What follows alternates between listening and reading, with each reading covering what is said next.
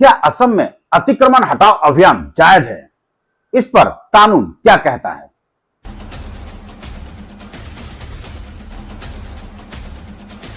असम में चल रहे अतिक्रमण हटाओ अभियान को लेकर काफी बहस हो रही है। कुछ लोग इसे कानूनी और जरूरी मानते हैं, तो कुछ इसे भेदभावपूर्ण और मानवाधिकारों का उल्लंघन मानते हैं। इसका जायज या नाजायज होना कई कारकों पर निर्भर करता है। नमस्कार, मैं राजू कलवार और आप देख रहे हैं हिंदी रूपांतर। असम सरकार द्वारा चलाया जा रहा अतिक्रमण हटाओ अभियान का उद्देश्य सरकारी जमीन, वन भूमि या संरक्षित क्षेत्र से अवैध कब्जों को हटाना है। यह अभियान कई बार विवादास्पद भी रहा है, खासकर जब इससे प्रभावित लोगों को लेकर मानवीय या कानूनी सवाल उठते हैं। आइए एक बार समझने की कोशिश करते हैं कि इस पर कानून क्या कहता है। सार्वजनिक जमीन पर कब्जा अवैध है। सार्वजनिक या सरकारी भूमि पर कब्जा करना, चाहे वह आवास, दुकान या कृषि कार्य के लिए हो, भारतीय कानून के तहत अवैध माना जाता है। राज्य सरकारें जमीनों का रिकॉर्ड रखती है और उनके संरक्षण के लिए जिम्मेदार होती है। The Assam land and revenue regulation 1886 के तहत असम में भूमि से जुड़े प्रशासन और अधिकारों को निर्धारित करने वाला मुख्य कानून है। इसके तहत सरकार के पास अधिकार है कि वह गैर कानूनी कब्जों को हटाए, विशेषकर गवर्नमेंट खास लैंड यानी कि सरकारी जमीन से। फॉरेस्ट कंजर्वेशन एक्ट 1980 और वाइल्ड लाइफ प्रोटेक्शन एक्ट 1972 के तहत अगर अतिक्रमण संरक्षित वन क्षेत्र या वन्य जीव अभयारण्यों में हुआ है तो यह पर्यावरणीय अपराध बन जाता है। इन क्षेत्रों से अतिक्रमण हटाने के लिए कड़े नियम और मंजूरी की जरूरत होती है, जो असम सरकार द्वारा लगातार कार्य किया जा रहा है।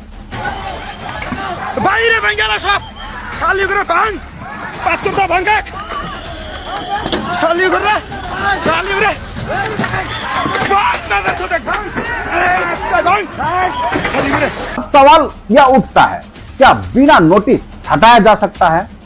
तो जवाब है नहीं। भारतीय संविधान के अनुच्छेद 21 के तहत हर व्यक्ति को जीवन और व्यक्तिगत स्वतंत्रता का अधिकार है। इसका अर्थ है सरकार किसी को बिना उचित प्रक्रिया के उजाड़ नहीं सकती। इस पर सुप्रीम कोर्ट के भी कुछ अहम फैसले हैं। फुटपाथ निवासियों को हटाने से पहले उन्हें नोटिस देना और पुनर्वास के बारे में सोचना जरूरी है।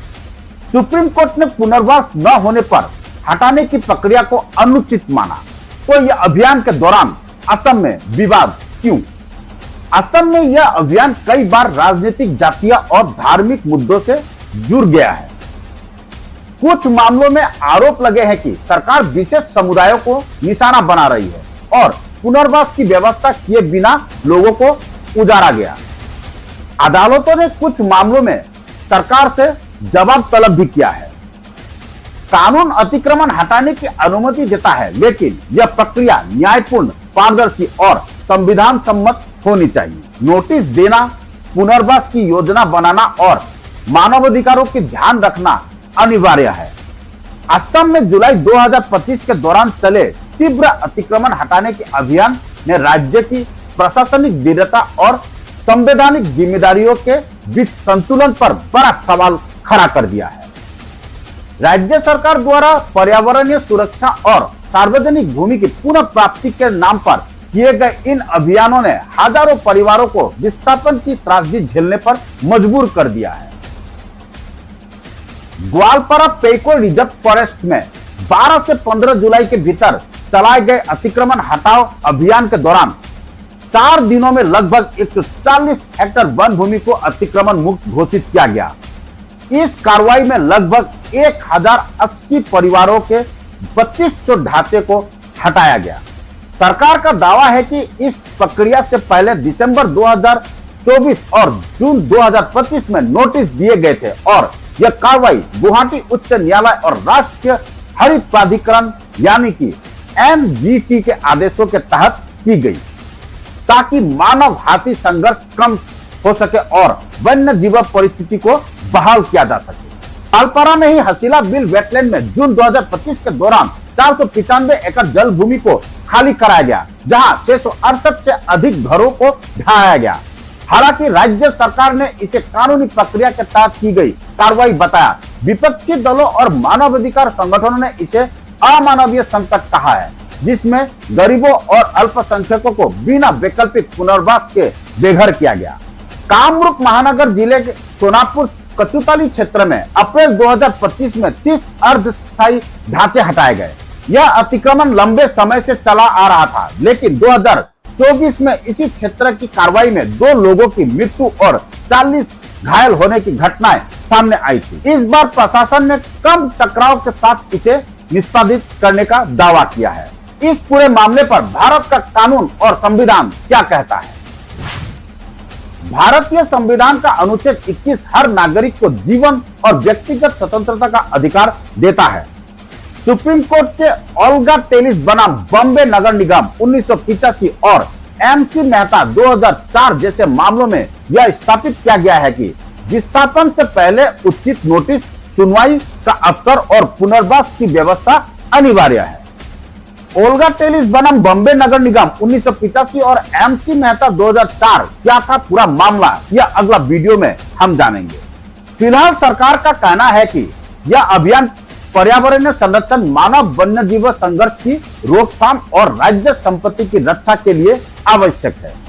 असम के मुख्यमंत्री हेमंत बिस्व शर्मा के अनुसार पिछले 4 वर्षों में 25,000 एकड़ से अधिक भूमि को अतिक्रमण मुक्त किया गया है।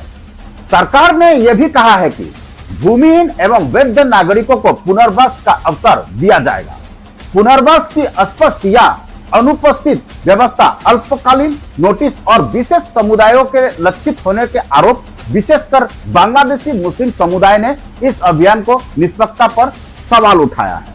अखिल असम अल्पसंख्यक छात्र संघ आमसू और कई विपक्षी दलों ने इसे संविधान और मानवता पर हमला बताते हुए प्रधानमंत्री से हस्तक्षेप की मांग की है। संविधान कानून के शासन और सार्वजनिक भूमि की रक्षा दोनों की इजाजत देता है, बशर्ते कि हर कदम न्यायसंगत प्रक्रिया के अनुरूप हो। हालिया असम अतिक्रमण अभियान में कुछ मामलों में नोटिस और रिकॉर्ड की प्रक्रिया का पालन किया गया, लेकिन पुनर्वास की अपर्याप्तता और मानवीय पहलुओं की उपेक्षा ने इस कार्रवाई की संवैधानिक वैधता को विवादास्पद बना दिया है। राज्य का दावा है कि यह केवल अवैध कब्जों के खिलाफ है, जबकि कई प्रभावित समुदाय इसे सांप्रदायिक पक्षपात और राजनीतिक एजेंडा से प्रेरित मानते हैं। अब यह देखना शेष है कि न्यायपालिका और केंद्र सरकार इस संवेदनशील मुद्दे पर क्या रुख अपनाते हैं। क्या यह केवल एक कानूनी कार्रवाई है या एक बड़ा मानवीय और राजनीतिक खेल?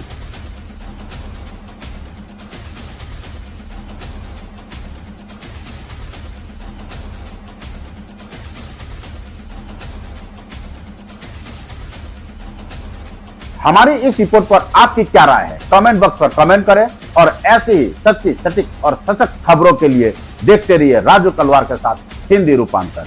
धन्यवाद।